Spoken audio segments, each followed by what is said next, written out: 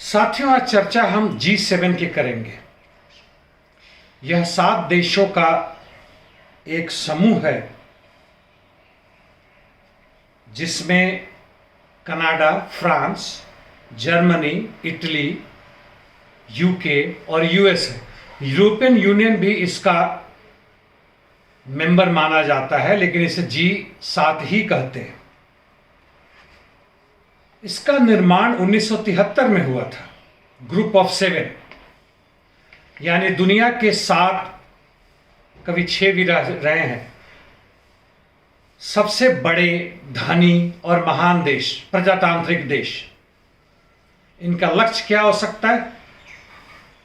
इनका लक्ष्य है आपस में आर्थिक सहायता, आर्थिक उत्थान की कोशिश, और जो नहीं कहा गया है वह लक्ष्य है दुनिया के बाकी हिस्सों से लूटना।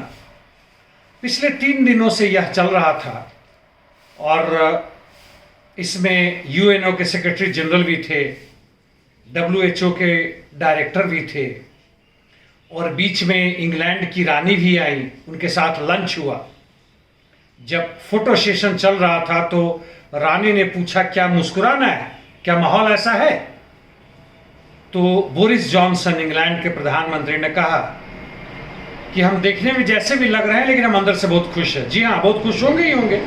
ऐसे खूबसूरत जगह में करोड़ों करोड़ खर्च करके ये लोग मजे ले रहे हैं। कुछ निर्णय इन्होंने लिए। निर्णय के पीछे क्या था?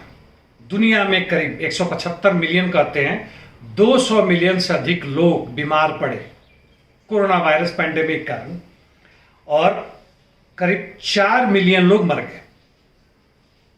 डेटा पूरा है नहीं, केवल भारत नहीं, बाकी दूसरे जगहों में भी यह डेटा छुपाया जाता है।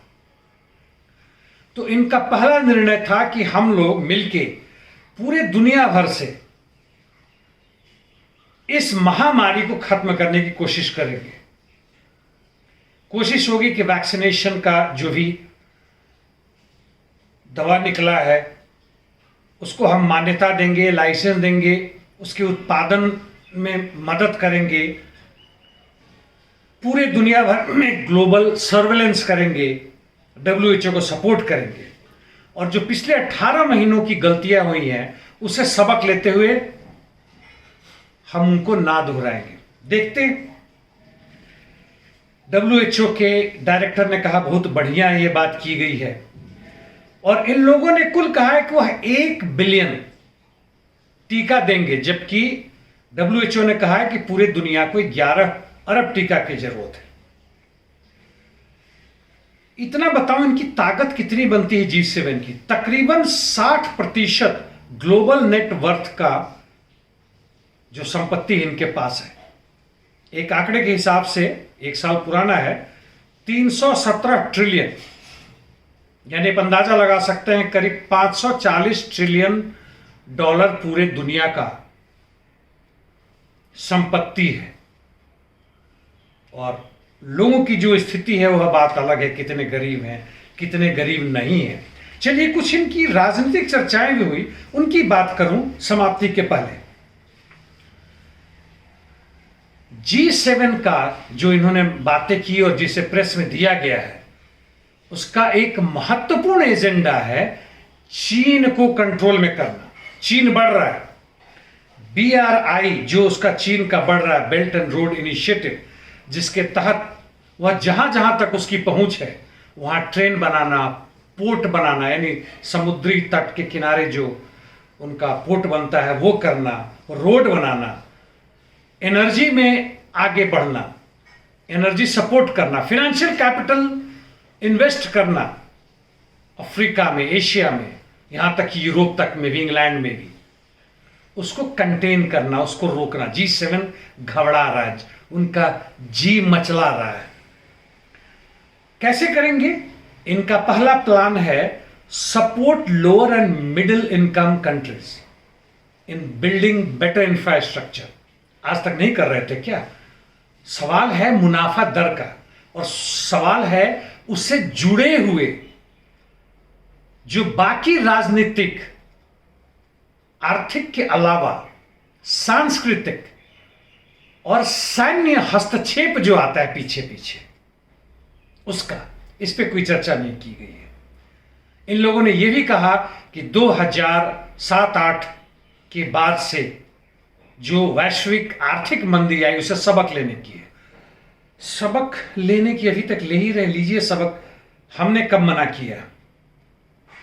और बाइडेन ने कहा कि जो यूएस का B3W प्रोग्राम है, यानी बिल्ड बैक बेटर वर्ल्ड, उससे हम चाइनीज प्रोग्राम को हम धत्ता देंगे, उसको हम पीछे छोड़ेंगे। G7 ऑफर करेगा value driven, high standard and transparent partnership.